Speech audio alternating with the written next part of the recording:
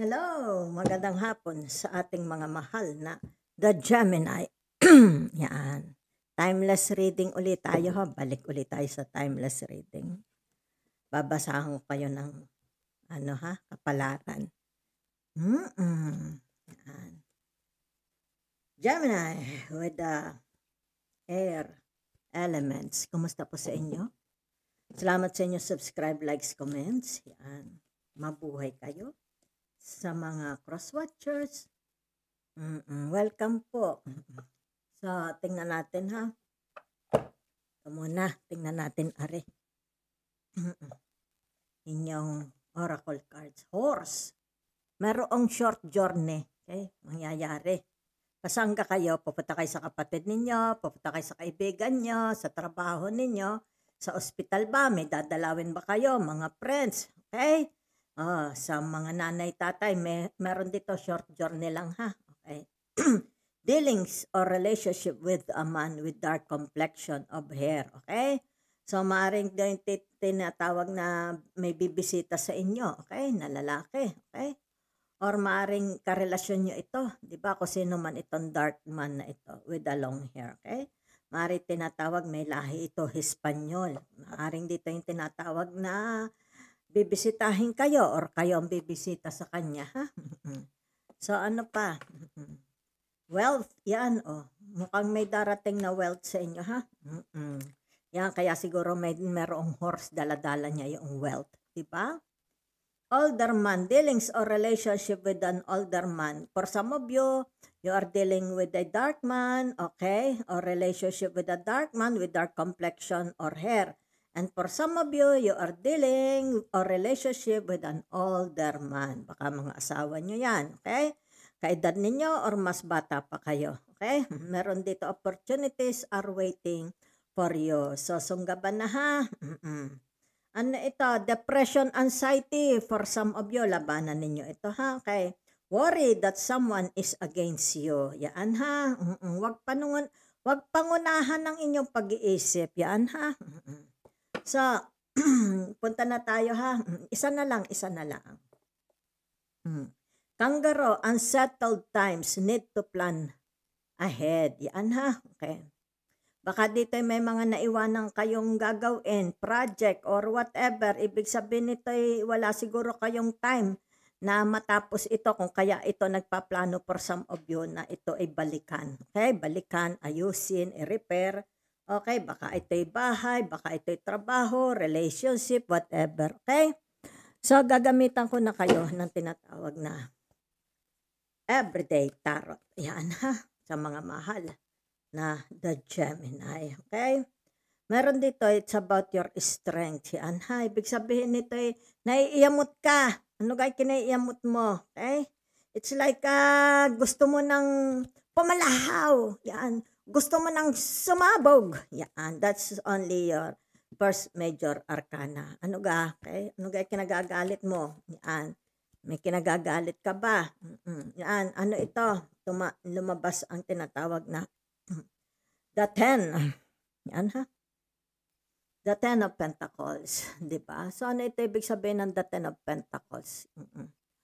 Ibig sabihin nito is about your work, about your health, di ba? What you are doing sa gabi, yung ginagawa mo sa gabi, sa umaga, di ba? So, nakikita for some of you. Here, ha? Nagtitimpi. It's like nagtitimpi kayo, di ba? Nagtitimpi kayo dito sa relationship kasi lumabas itong tinatawag na the strength. Yan, ha? May kinaiamutan. Kinaiamutan mo ba ang trabaho mo? Okay? Kinaiamutan mo ba yung kasama mo? Okay? Naiamot ka ba dito sa taong ito? Yan. Sawa mo ba ito? Magulang mo ba ito? Kapatid mo ba ito? Narito ha? Okay? So, kumbaga dito, naiamot ka ba dito? It's like tinatawag may pagka-Hispanic man, di ba? Yan. Kumbaga dito ay maaari ito'y kontrabida sa buhay mo.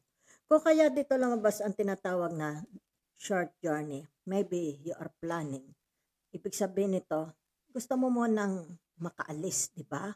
Para itong iamot mo is tinatawag na maalis sa sistema mo. Kasi narito ang the strength. Okay? Yan. O maaring sa trabaho mo, ayaw mo na ng trabaho mo, 'di ba? Maaring dito sabihin natin aalis ka kasi may short journey. Baka dito maghahanap ka ng tinatawag na may magandang swerte, okay? Magbukas sa iyo, okay? So kung ano naman ito, for some of you may naghihintay ditong kayamanan. Huwag ka lang daw maiyamot, 'di ba? Huwag kang maiyamot. Maaring dito kung sino man ito, you are dealing with this person, 'di ba? Yan. Kumbaga dito ibig sabihin nito meron dito siguro itong matandang ito is mayaman. Pinagsisilbihan mo, employer mo ba 'yan? Asawa mo ba 'yan? Buong pamilya niya? Mga kasama mo ba 'yan sa pamilya niya? 'Di ba? Maaring nagsisilbi ka. Kung kaya dito merong kontrabida sa buhay mo, 'di ba? So kung ano man ito, yan ha, nakakaranas ka ng tinatawag depression, tinatawag na strength, 'di ba? Anxiety, yan ha. Kumbaga dito ang pakiramdam mo is lahat sila against sa'yo, 'di ba? Yan. So kung kaya nga sinasabi, health is wealth, 'di ba? It's not only about money, okay? Maaring dito, you need a short trip para dito ibig sabihin nito.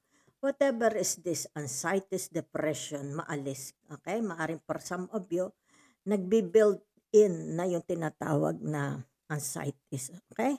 So, kung ano man ito, maybe there is an opportunity are waiting for you. Maaari ito yung tinatawag na pwede ka dito yumaman. Baka ito'y trabaho, o kaya halimbawa yung negosyo, okay? O kaya tinatawag may makilala kang mayaman na matandang lalaki. Di ba yan, no? Kita mo? Yan ha? Okay.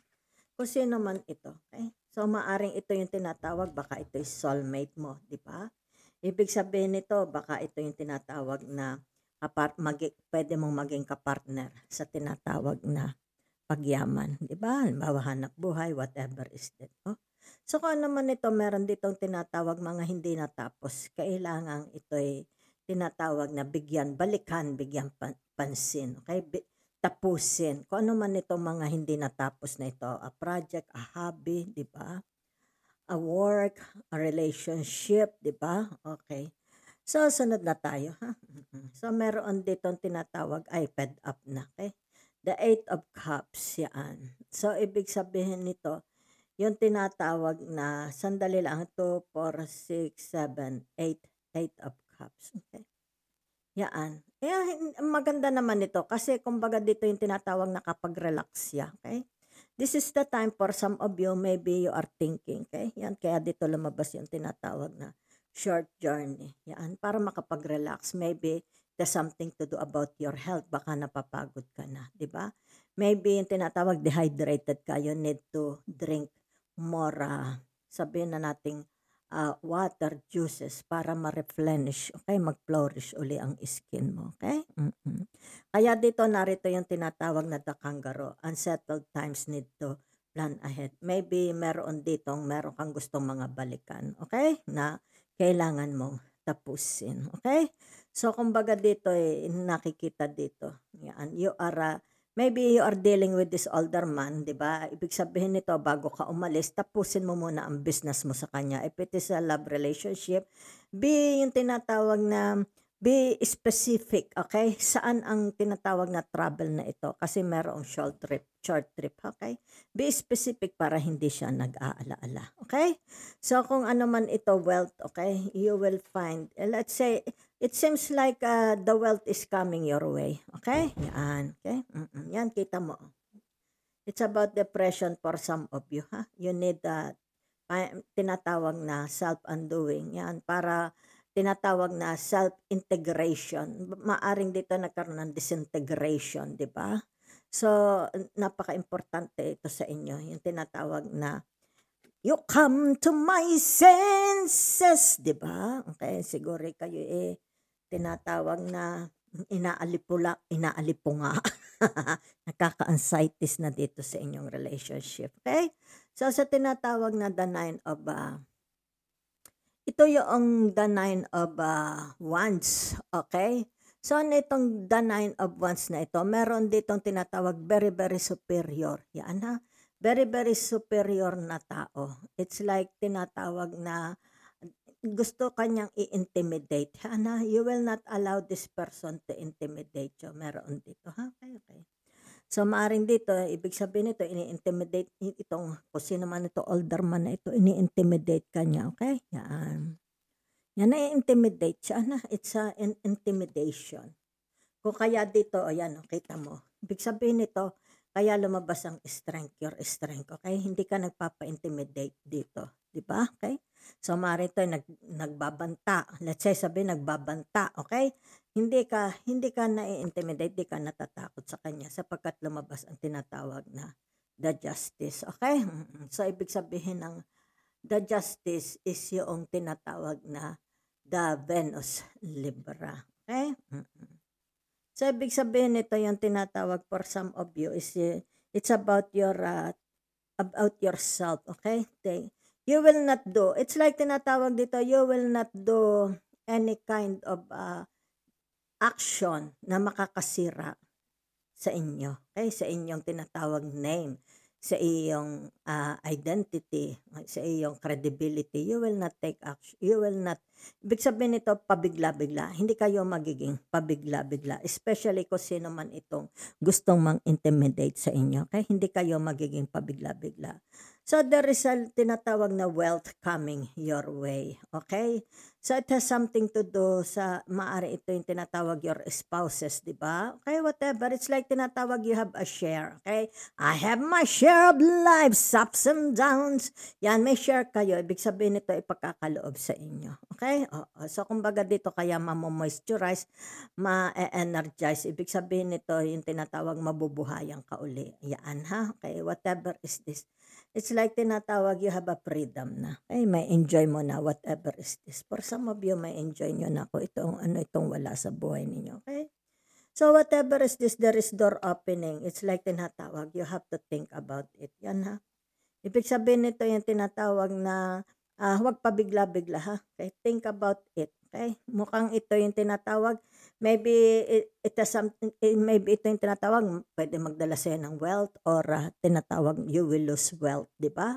So kaya lumabas itong tinatawag the justice. Maybe you need an advice from someone, let's say an elders as a mayor, your father, your mother, di ba? Kung sino itong matalinong ito para mabigyan kayo ng tinatawag na magandang payo, magandang advice, okay?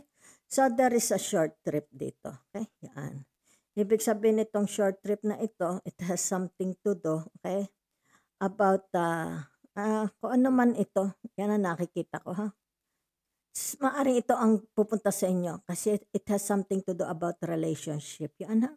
So, maaaring dito yung tinatawag, meron kayong admirers. Maybe you have an admirers, okay? They are coming to you. Proposal. Magpo-propose sila ng kanilang tinatawag na intention. Okay? Their desire.